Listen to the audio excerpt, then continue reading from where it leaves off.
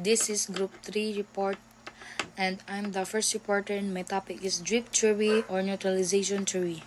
The theory of neutralization and drip was first introduced by Grisham Skies and David Matza. So, Skies and Matza got together and first theorized about neutralization during their time working on differential association by Sutherland in 1960s. While working on juvenile delinquency, they thought the same ideas could be used in society and published their theories in delinquency and drift in 1964. So, neutralization was developed as mean for explaining how criminal offender engage in rule-breaking activity while negating their culpability or blame.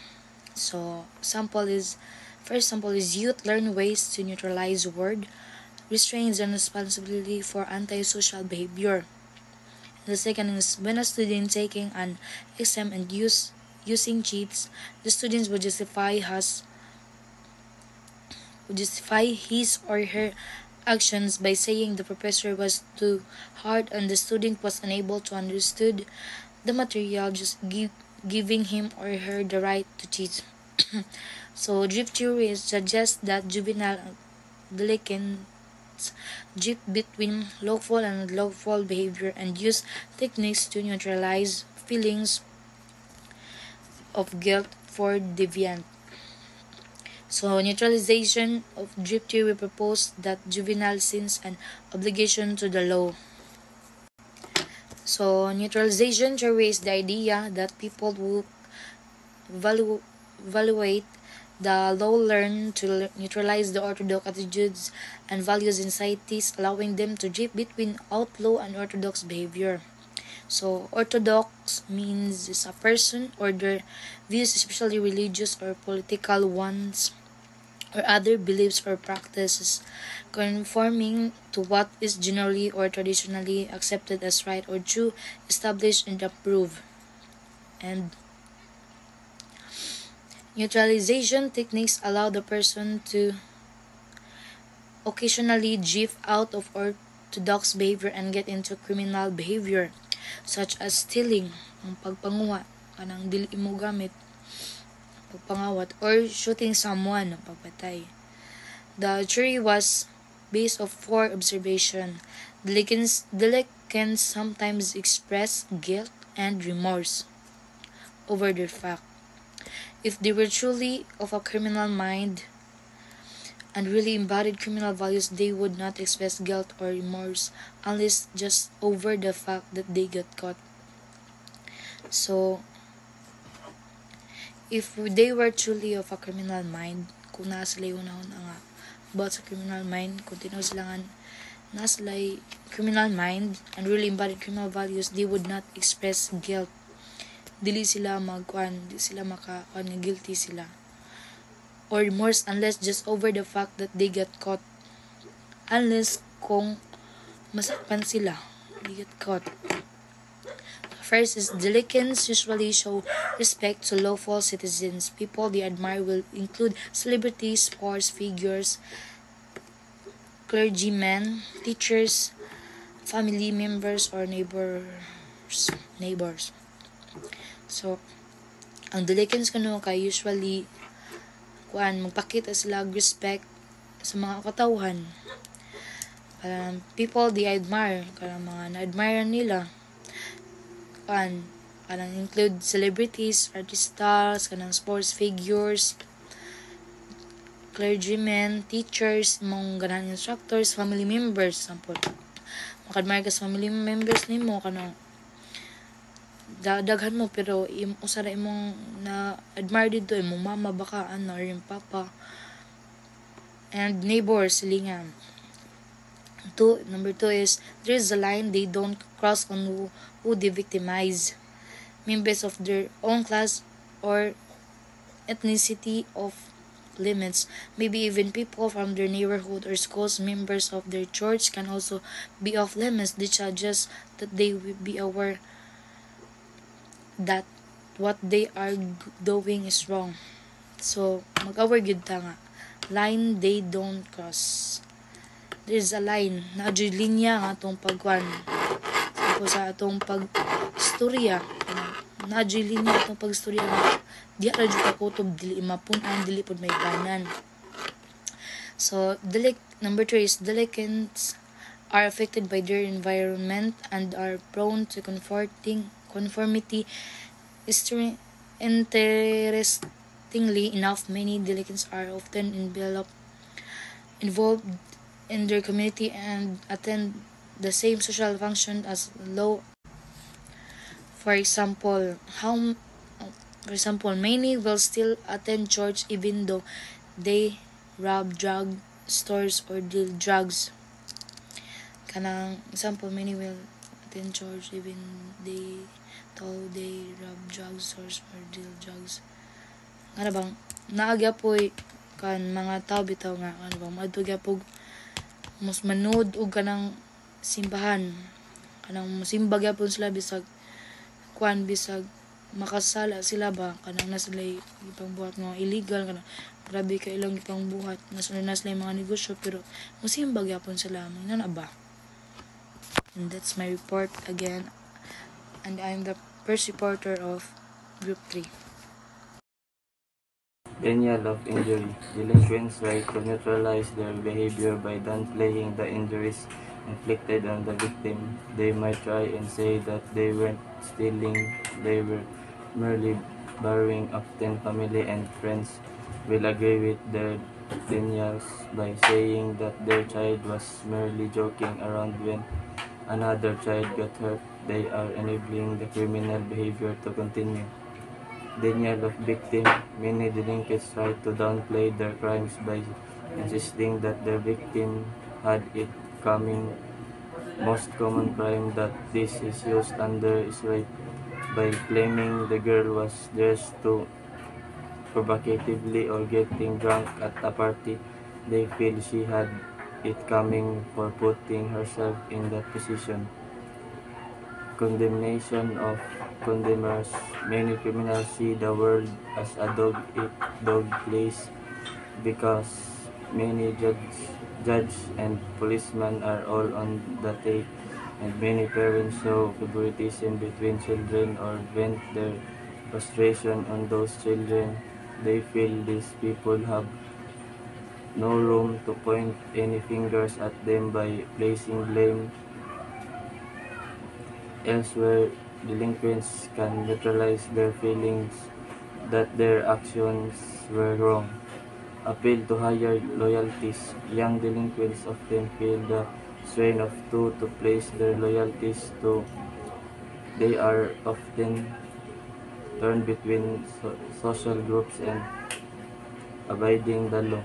The group loyalties most often wait out because their demands are immediate. The 5 methods of neutralization can manifest themselves in the form of arguments. Some arguments can be, "It wasn't my fault, it wasn't a big deal, they had it coming, you were just bad in your day, and my friends needed me, what was I going to do?" Sykes and Masta blame a lot of the delinquency on a deviant subculture by being exposed to deviant behavior at a young age. In peer group and such, they learn to neutralize contemporary behavior and drift away from society norms. There are several observed values that they call subterranean values. First, criminal seeks an adrenaline rush. This kind of rush they can seem to find doing law-abiding activities.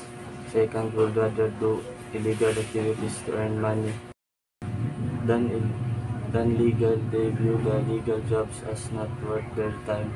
The illegal jobs may not even be just for money, but for status and respect from other criminals. Finally, the criminals feels alienated and lashes out at society. This seems to be a reason why there is violence in gangs, rivalries, and they have to show how tough they are by beating up or killing anyone who comes into their door. Mazda himself even developed his theory even more when he studied journals and how they become delinquent. He thought that people change from one extreme to the next. He also theorized that ju- juveniles drift from orthodox and delinquent behavior. Drift molds a person's personality and is a gradual process. Drift has also been considered self-determinism and sees delinquency as sometimes peak and other times resolute. When either desperation or preparation is present, the will to commit crimes can occur. Preparation happens when a crime is repeated once the individual understands that the crime can happen and is possible. Desperation jumpstarts the will to first commit the crime due to certain extraordinary circumstance. Mazda also went on to describe the underlying condition of guilt. He insisted that there were several ways that a delinquent can see injustice. They are competence, comparison, commensurability, consistency, and cognizance. Competence depends on the condemners of the criminals. Comparison occurs when juveniles look at the judicial system, observe the laws, and see that the laws are for them and not adults. Many don't want to think that they are different from adults and resent the system that separates them. Commensurability refers to the relation between infractions and sanctions. Basically, juveniles believe that when they commit a crime, they should be punished, but the punishment should fit the crime. Consistency relates to whether the criminal feels like he's getting the same treatment as anyone else who committed the same crime. Cognizance relates that whether or not the delinquent realize that he commit a crime, even they are caught or confess, they still may not think they have done anything wrong. There have been some studies that have branched off from Skikes and Mazda neutralization theory. Glenn Elder provide specific terms such as trajectories and transitions that help the study of the concept of drift by comparing the contrasting the transition sequence of events based on age of juveniles, the trajectories, pathways of life. He thought that specific juvenile subcultures reflected transitional culture experience that affect long-term trajectories for drifting juveniles. Good morning, sir. My name is Jean Francis Binsig. I'm the reporter of labeling theory. It's a theory that proposes that deviance is socially constructed through reaction instead of action. It was founded Frank Tanindum. Siya po ang founder sa labeling theory or labeling theory. Ano po ba ang labeling theory or labeling theory? Ito yung pagkakataon kung saan ang isang tao ay tinatag or ina-identify siya or binibigyan siya ng pangalan ng society. Kaya ang mangyayari, kung ano man yung naging pangalan niya sa society or ano man ang pinangalan sa kanya ng isang tao, at will be reaction to society. The reason why ang ating labeling theory or labeling theory ay tinatawag din social reaction theory sapagkat ang isang tao ng pinangalanan siya ng society. The reason why, kung ano man yung pinangalan sa kanya, at will be reaction or gagampanan na lang niya yun or gagawin. For example, si Juan ay tinatawag na magnanakaw kahit hindi naman niya ginawa or hindi katotohanan ang na sinasabi na magnanakaw siya.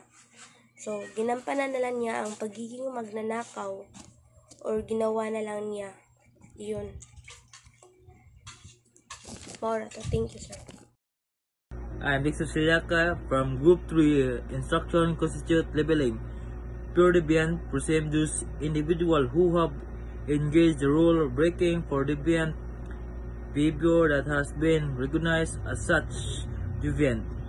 Labeling theory is a sociological concept that explores how the labels or tags people are given influence their behavior and the way others receive then it as primary with a work of sociologists like Howard Baker and Edwin Lembre in the mid of 20th century. Example, labeling theory on how society reaction to deviant behavior or especially that label it. A sign can influence individual behavior. So the hard labeling and soft labeling are the two offerings approach to understanding how society react to deviance and how those reactions shape an individual behavior. Example, teenager catch a sibling and be given a warning that required to attend your youth diversion program rather than being banned as a such criminal. Good morning everyone, my name is Mark Jason Isaldoa and I would like to discuss my report. Sociological theories. The sociological theories say na ang krimen mahitabo tungod sa mga problema sa atong society, di lang tungod sa mga decision o kinaya sa tao. Ang mga butang sama sa kapobrehan, kawadan og trabaho, pagkat-on og mga daotang buhat o batasan gikan sa uban, and unfair treatment between social groups, dili patas mo nang ang uban tao magbuhat og krimen. These theories see crimes as a community issue caused by the environment people live in. Then the first one, social disorganization theory. Sa giingon po dari sa social organization theory nga mas kasagaran mahitabo ang krimen sa mga komunidad nga naay mga problema sama sa matawag yung mga kapobrehan, kawad-an og trabaho og mga guba nga sistema. Kung ang usa ka komunidad dili lig-on magkahiusa, mas taas ang posibilidad nga ang mga tao magbuhat og krimen.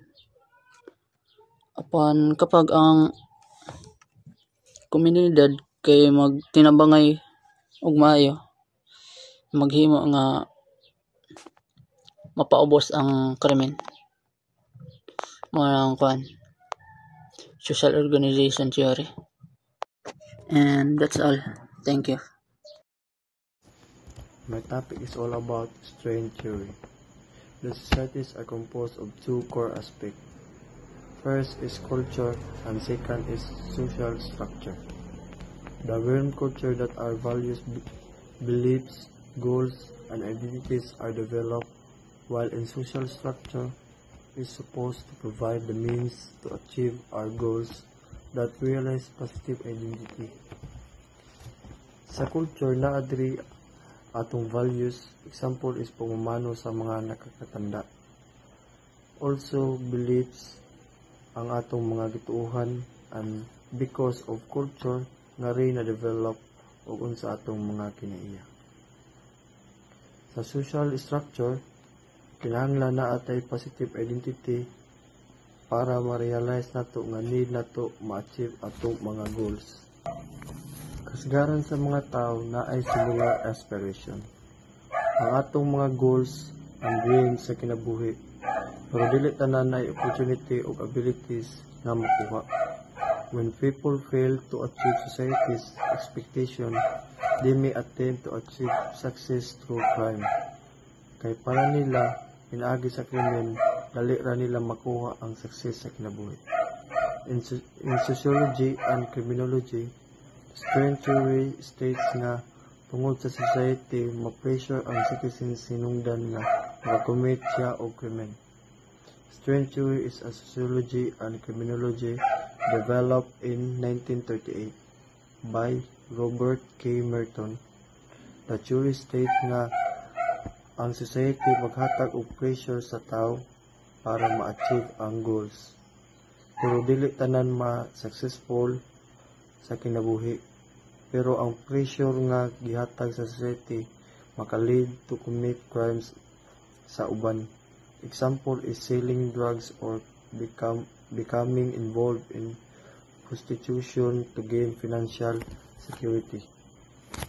There is the type of strain theory.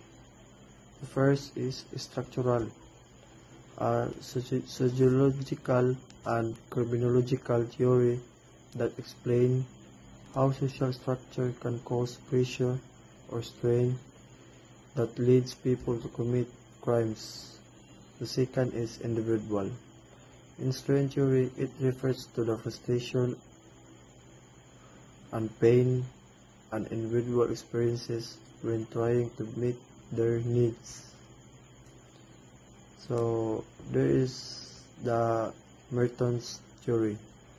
Robert King Merton was an American sociologist who argued that society can encourage deviance to a large degree. Merton believed that socially accepted goals put pressure on people to conform. Types of strain theory. Conformity is the tendency to align your attitude, beliefs, and behavior with those around you. It is a powerful force that can take the form of a social pressure or subtler, unconscious influence. Conformity can occur in the presence of others, or when an individual is alone. For example, people tend to follow social norms when eating or watching television even when alone. The second is innovation.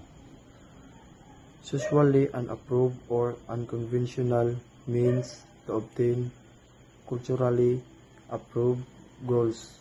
For example, dealing drugs or stealing to achieve financial security. So, ang General Stain Theory or GST is a sociology and criminology theory developed in 1992 by Robert Agnew. So, ang General Stain Theory is a sociology and criminology theory na na-develop atong 1992 by Robert Agnew. So, the core idea of General Stain Theory is that people who experience strain or stress become distressed or upset, which may lead them to commit crime in order to cope. So, ang core idea ani sa strain theory is that people nga naka-experience siya og strain or stress and become siya nga na makabuhat og crime o to commit a crime. Then, lead commit crime in order to cope. One of the key principles of this theory is emotion and motivator for crime.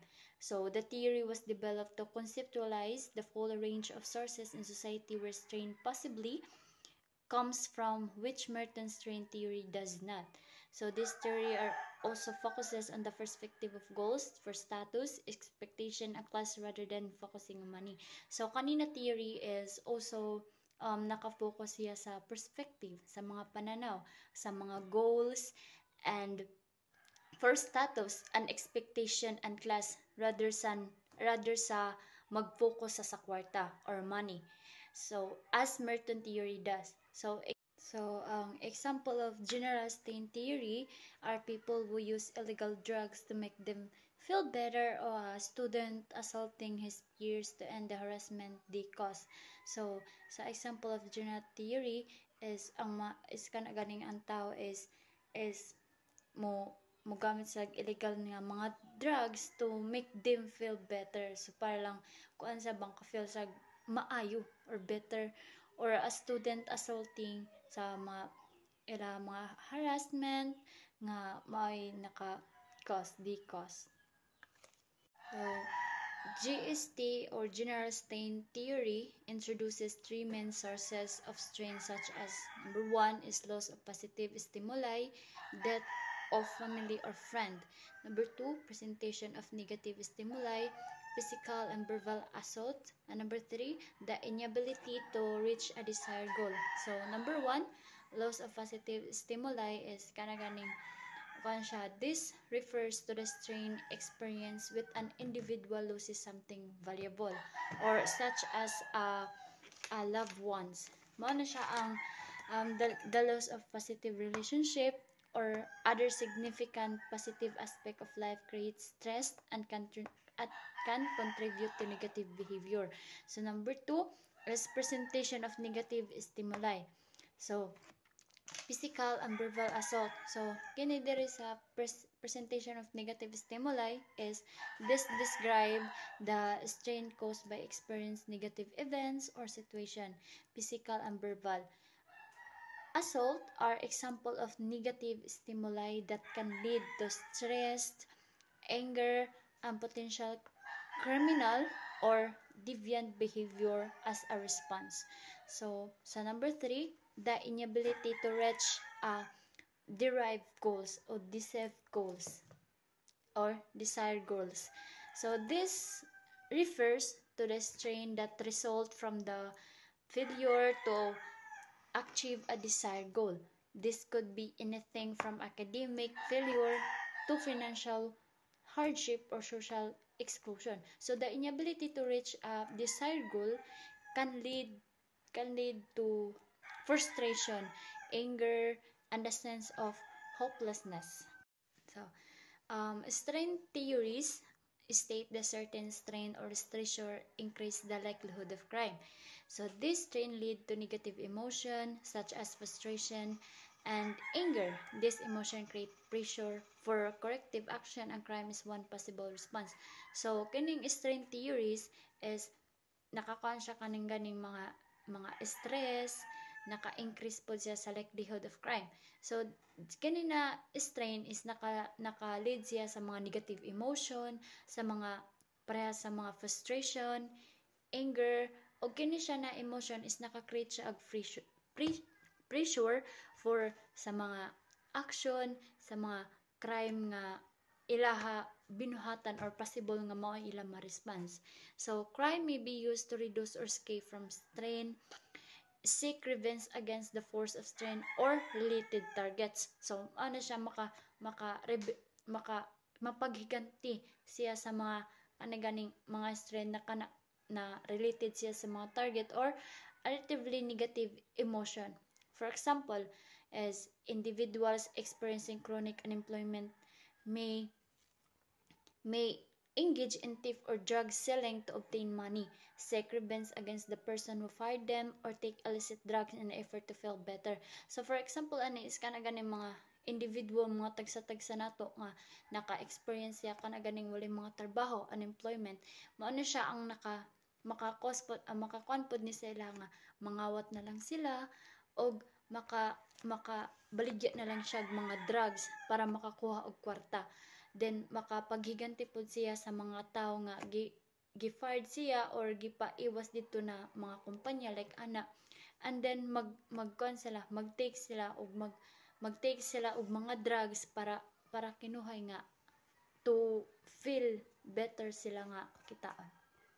Strain theory was first developed by Robert Merton in the 1940s to explain the rising crime rates experienced in the US at the time. So ang strain theory is mao ni siya ang first nga na-develop ni ni Robert Merton in the 1940s to explain sa mga crime sa rates na experience sa mga USA ato nga time. So string theory has become a popular. So ang string theory is na popular siya with contemporary sociologists. Merton argued that the cultural system of the USA was built on the American dream, a set of meritocratic principles which assured the American public that equality to opportunity was available to them, regardless of class, gender, of ethnicity. The American dream encouraged individuals to pursue a goal of success which was largely measured in terms of acquisition of wealth and material possession. So, kadtong the American dream is ihajud gi encourage ang individual na ilahajud ipurso ang ilang mga goal para mahimo sila na success, which largely measured in terms of acquisition of wealth and material possession. So ang mga tao is nag-expect sila sa ingani na mga layunin jud sa mga pamaagi jud na legitimate o legit jud na pamaagi sama sa edukasyon og mga trabaho. Ang edukasyon ug trabaho is mao jud na siya ang nangibabaw jud sa mga ingani ng mga message ingani na naa sa string theory. Kung ikaw is the dominant cultural message as was if you are ambitious, talented, and work hard, the income and wealth should be your reward. So kung ikaw is ambitious na may talent jud o work hard, then income and wealth should be your reward. Merton developed the concept of anomie to describe this imbalance between cultural goals and institutionalized means. He argued that such an imbalanced society produces anomie. So there it is a strain or tension between the goals and means which produce unsatisfied aspiration. He argued that when individuals are faced with a gap between their goals, usually finances, money related, undercurrent, status, strain occurs. So strain theory state the certain strain or stressor increase the likelihood of crime. So ang anomie theory is a sociological theory that examines how a lack of shared values, standards, and rules can impact crime and deviant behavior. And then these strains involve the inability to achieve one goals like monetary or status goals. Then the loss of positive stimuli is the death of friends, the loss of valued position, then the someone valued, then such as loved ones, or the presentation of negative stimuli. Example is verbal and physical abuse or harassment.